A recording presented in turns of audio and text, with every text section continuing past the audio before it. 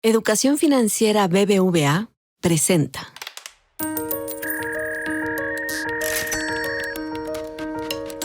Peras y manzanas, con Valeria Moy.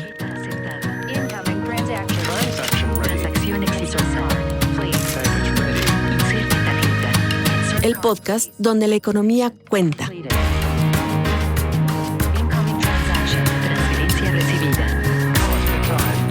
Operación exitosa. Transferencia lista. Hola, vaya semana en muchos sentidos.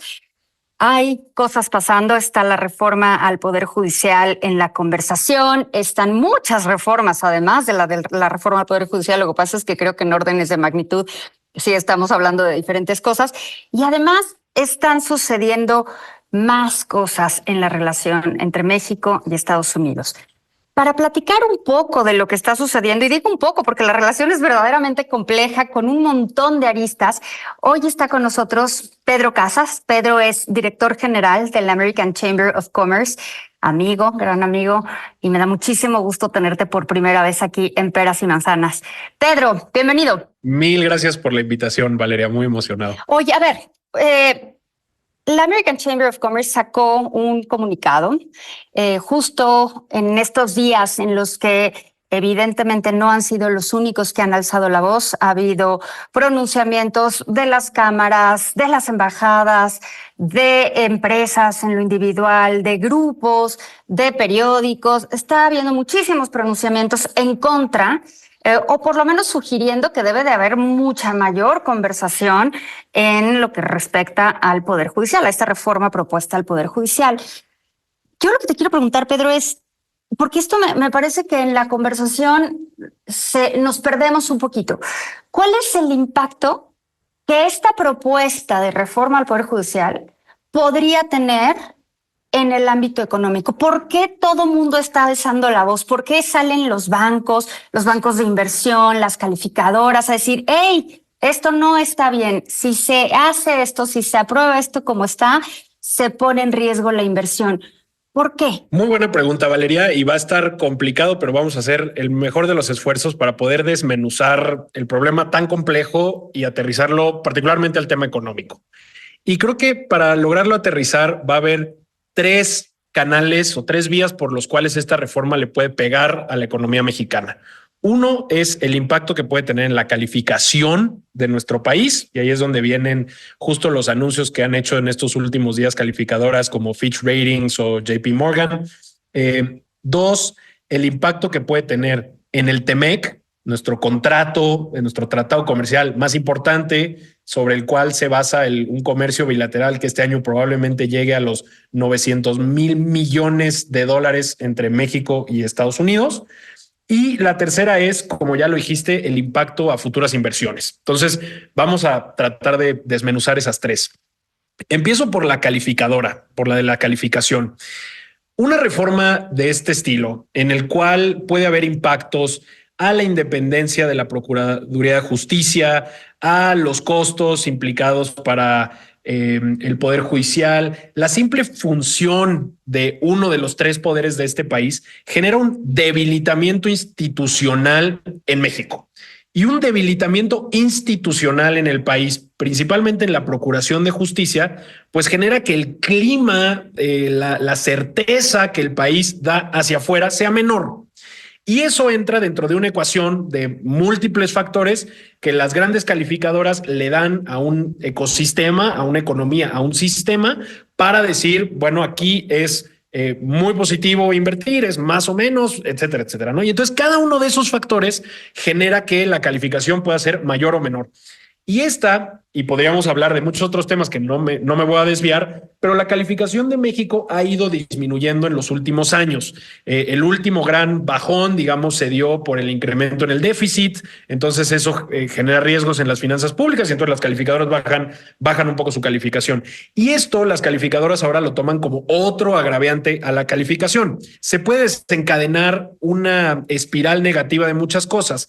Al bajar la calificación, suben las tasas de interés, puede pegar al riesgo país, se vuelve más complicado financiar deuda o inversiones en México, probablemente tenga un impacto en el tipo de cambio. Al pegar en el tipo de cambio, a su vez puede generar un cambio significativo en la estructura de costos, tanto de inversión y de producción de las empresas. O sea, es como pegarle una ficha de dominó, de esos dominós que luego acomodan y le pegas a la primera y se deshace todo lo demás. Exactamente. Entonces esa tiene justo un efecto dominó que pega en un montón de variables, pero tratando de mantener simple, con eso acabo ese primer compartimento de la calificación. Le entro a la parte del TEMEC. El TEMEC, como sabes y ya lo dije, es nuestro tratado más importante y es el pilar angular de nuestra economía. Genera millones de dólares en inversiones, entre otras cosas.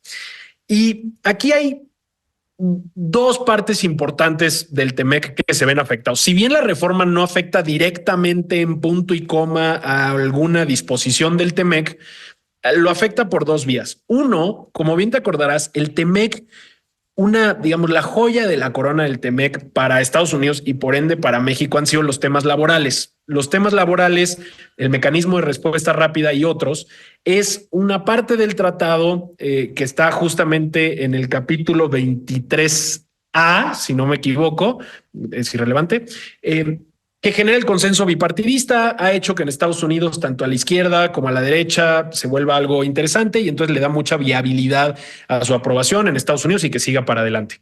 Dentro de esa fracción del tratado, México se compromete a tener cortes especializadas y profesionalizadas en los temas de materia laboral y eso es lo que ha permitido que muchas de las consultas que ha habido en esa materia se puedan resolver de manera ágil, sencilla, que digamos, los mecanismos institucionales para resolver estos temas fluyan, ¿no? Y esto va en beneficio de los trabajadores, además de todo.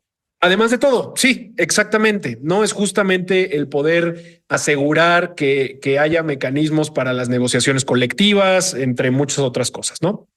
Para nosotros como país poder asegurar que esto funcione, llevamos desde la entrada en vigor del TEMEC hace 4 años, invirtiendo una cantidad importante de dinero en que se generen jueces especializados en la materia, que las cortes independientes tengan todos los recursos para poder hacer esto de manera eficiente. Se ha ido profesionalizando, que en el 4 años puede sonar mucho, pero en realidad es un periodo muy corto de tiempo en el que hemos logrado avanzar en esta parte fundamental del TEMEC. Si nosotros, y ahora lo vinculo con la reforma, si de repente nosotros el día de mañana en 2025 y luego en 2027 decimos, bueno, señores jueces impartidores de justicia, gracias por llevar mucho tiempo especializándose en esto, aquí está la puerta, tienen que salir y ahora vamos a través de una serie de requisitos que sin duda no tienen este factor de especialización, vamos a elegir a nuevos jueces, ¿no? Esto, digo, no se necesita saber mucho para hacer la transición lógica hacia eso, puede generar un colapso o una afectación importante a que esa parte del TEMEC se vea afectada y por ende empiece otra vez otra cadenita de dominós, ¿no? Avanzando y afectándose de manera significativa. Justo a la luz de elecciones en Estados Unidos y a la luz también un poquito más lejana, pero no tanto, de la revisión del TEMEC en 2026. Exactamente. Y la última fracción que yo creo que es importante para la parte del TEMEC es todo lo referente a el uso de medidas alternativas para la resolución de controversias, principalmente lo que puede ser el arbitraje. Y a ver, yo no soy abogado, yo soy economista como tú, entonces poniéndolo en nuestros términos, básicamente cuando hay grandes disputas comerciales, entre otras, el sector privado muchas veces usa estos mecanismos alternativos donde busca la instalación de un panel privado para resolver cualquier diferencia que pueda haber entre jugador A y jugador B. Cuando una vez se resuelven las cosas en esos paneles, un juez lo tiene que dar la última aprobación y exigir que se cumpla la ley. Pero te pongo un ejemplo. Imaginemos que de repente empresa A pelea contra, y ponle el nombre que quieras, Pemex, CFE o cualquier instancia de gobierno y gana el privado porque la Constitución así lo dice y así funcionó. Y de repente cuando pasa a la parte en la que un juez, que después de la reforma es un juez que necesita pues el voto, digamos, tal vez del sindicato, o que está recibiendo presiones políticas para poder mantener su puesto, o que va a empezar campaña el año siguiente para poder elegirse. Exactamente, tiene que dictar una sentencia que sea más popular, ¿no? Porque ahora depende del voto, no de la técnica y la interpretación legal. Pues entonces diga, bueno, pues entonces no pasa, no te lo doy. Y entonces se genera cierta subjetividad donde no debería de haber subjetividad, sino debería haber interpretaciones técnicas de la ley. Y a eso se refiere mucho a todo este tema de perder la independencia de los jueces. Y con esto paso ya al último pilar, y me disculpas por el monólogo, ya es que me haces preguntas, pero es la parte de la inversión y se conecta mucho, es un resumen de las últimas dos cosas que dije, ¿no? Pero la inversión obviamente necesita de que todo este tipo de mecanismos estén perfectamente claros, que sepa una empresa que además estas grandes empresas que impulsan gran parte de la economía tienen inversiones que duran décadas. Es decir, si hoy en día tú quieres construir una fábrica, ponle la marca que quieras, de coches, por ejemplo, pues te vas a tardar en construir una planta de este tamaño. Si bien te va a 5, 6 o 7 años, va a empezar a producir en 10 y va a empezar a ver rendimientos positivos en 15 o 20.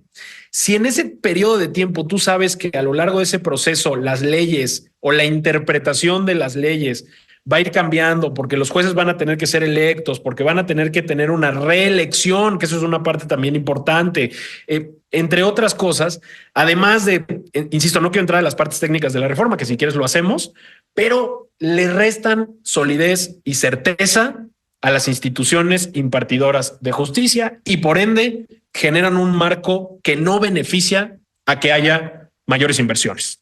Con eso acabo mi monólogo inicial, Valeria. Tu monólogo. No, cero monólogo. A ver, yo veo, Pedro, y voy a jugar de abogado del diablo, evidentemente para quienes nos estén escuchando, no es que yo esté a favor de la reforma propuesta al sistema judicial, pero sí, bueno, Poder Judicial, pero sí quiero entender con más claridad algo. Oigo argumentos que dicen, ay, pues qué exagerados, porque hay inversión hasta en los países en guerra. Ay, qué exagerados, porque hay inversión en las autocracias y en las dictaduras. Ay, qué exagerados, porque pues sí, ahora sí vamos a defender la soberanía.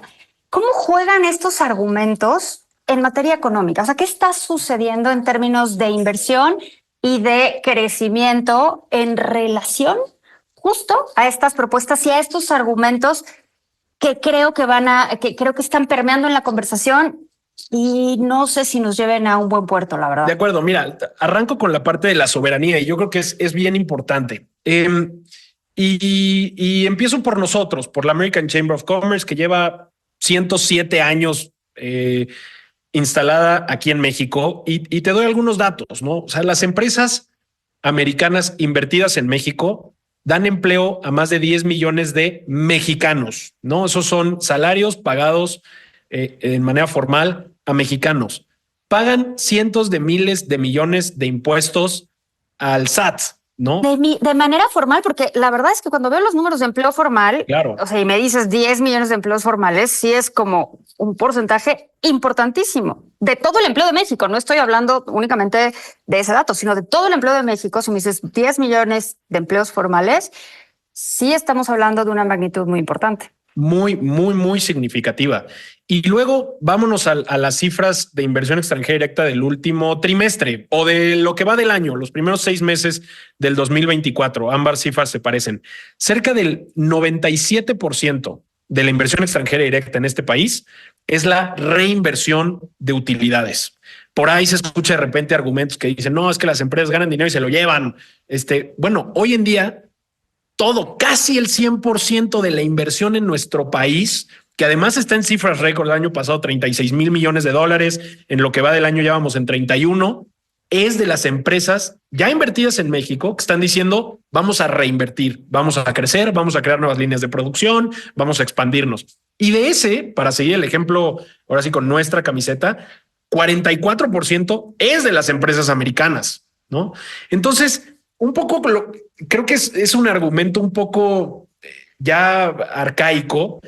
Y me falta una última parte, que es la proveeduría. de estas grandes empresas, que si bien la marca puede ser americana, cerca del 60, en unas hasta el 100% de su proveeduría, es decir, quiénes son las empresas a las que le estoy comprando los tornillos, las llantas, los que tú quieras, lo que sea, digamos, para seguir el ejemplo automotriz, son empresas mexicanas, son empresas mexicanas de patrimonio mexicano que se han creado y se han generado grandes oportunidades porque estas grandes empresas tractoras se instalan en México y entonces generan una importante derrama para crecer.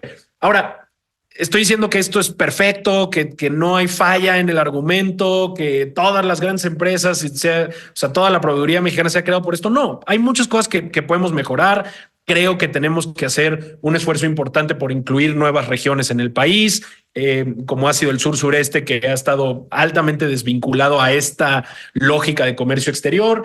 Creo que tenemos que seguir haciendo un esfuerzo importantísimo por seguir promoviendo la proveeduría de empresas mexicanas, pequeñas y medianas empresas. Es decir, todo eso lo acepto y creo que tenemos que estar trabajando para generarlo, pero no es un argumento para decir, bueno, es que estas empresas están atentando contra la soberanía, porque nada podría estar más alejado de eso. Y el argumento de de que hasta en las dictaduras y en donde sea también hay inversión, sin duda, pero habríamos que medir el contrafactual, ¿no? ¿Cuál es el contrafactual? ¿Cómo podrían estar si estuvieran en un mecanismo con muchas instituciones más sólidas? Es decir, yo no sé, habrá que ver quién de esas dictaduras le está Oye, yo creo que basta con ver la tasa de interés, ¿no? La tasa de interés te refleja el riesgo de esos países. Entonces sí, por supuesto que hay inversión en todos lados, porque mientras haya rendimiento, habrá inversión, pero si va subiendo la prima de riesgo, eso se refleja en la tasa de interés y al final del día el rendimiento que se va a necesitar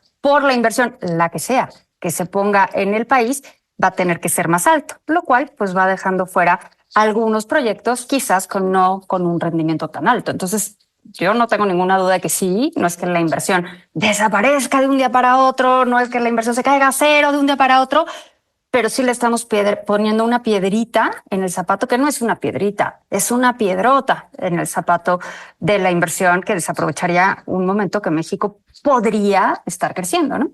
Y te pongo dos ejemplos adicionales justamente como para seguir el argumento de lo relativo, ¿no? Es decir, sí hay inversión, sí, pero ¿en comparación a qué? Y entonces aquí hay dos cosas muy importantes. México el año pasado, como te decía, tuvo 36 y piquito mil millones de dólares en inversión extranjera directa y fue un récord. ¿Deberíamos estar muy contentos por esa cifra o no? ¿Es un récord? Sí. Pero ¿dónde pudimos haber estado? Y a mí me gusta poner este ejemplo porque cuando tú comparas la inversión que recibió, por ejemplo, Phoenix, Arizona, una ciudad en un estado de Estados Unidos, recibió por arriba de 90 mil millones de dólares en inversión. Casi 3 veces lo que recibió de inversión el país entero, México, contra una pequeña ciudad en Estados Unidos. Entonces, ¿cómo, Pedro? ¿En pleno nearshoring? ¿Cómo es que eso está sucediendo? En pleno nearshoring. Entonces, ahí es donde tenemos que ver si nosotros pudiéramos mandar mensajes más positivos a los mercados, mucho más contundentes, dar ciertos apoyos e incentivos para que llegue más inversión, pues ¿cómo estaríamos? Y el segundo ejemplo que te quiero dar, que es la otra parte de la historia sobre la reinversión de utilidades, es decir, 97% reinversión de utilidades y el resto de la inversión extranjera directa, ¿qué es? Pues sí, un mínimo 2% de nuevas inversiones. 2% de la inversión extranjera directa en el país son nuevas inversiones. Entonces, creo que ahí tenemos una historia importante que analizar y contar y tratar de entender sobre qué es lo que está pasando y lo difícil que se vuelve medir contrafactuales inexistentes, ¿no? Pero pues ahí hay parte de los ejemplos. Eso es imposible. Siempre comparamos los datos frente a algo que pues, no tenemos, ¿no? Frente al opuesto, en efecto, al contrafactual. ¿Qué hubiera sucedido? Y pues todos sabemos que el hubiera no existe. Pero bueno, Pedro, a mí me parece que es muy importante estar hablando de la reforma del Poder Judicial porque creo que cambia la jugada, cambia por completo las reglas del juego y sí pone a México en un punto de inflexión y no necesariamente para un lugar positivo o para un país que tenga más crecimiento y más desarrollo. Creo que vamos a tener que seguir platicando de esto, Pedro, porque creo que no se va a acabar. Creo que no se va a acabar y creo que agosto y septiembre van a seguir estando moviditos. De acuerdo. Y yo cerraría, Valeria, con un fragmento del comunicado que nosotros postulamos, que más me gustó mucho la prosa, que dice: cuando múltiples voces se alzan en un coro de advertencias, es prudente prestar atención. La convergencia de opiniones diversas sobre un riesgo no es mera coincidencia, sino un eco de experiencias y conocimientos compartidos. Pues muy bien. Creo que no hay buenos y malos. Hay que analizar y hay que trabajar juntos para crear un mejor país. Ojalá alguien escuche. Pedro, muchísimas gracias. Bienvenido de nuevo a Peras y Manzanas y ojalá sea la primera de muchas. Muchas gracias. A ti, Valeria, nos vemos. Educación Financiera BBVA presentó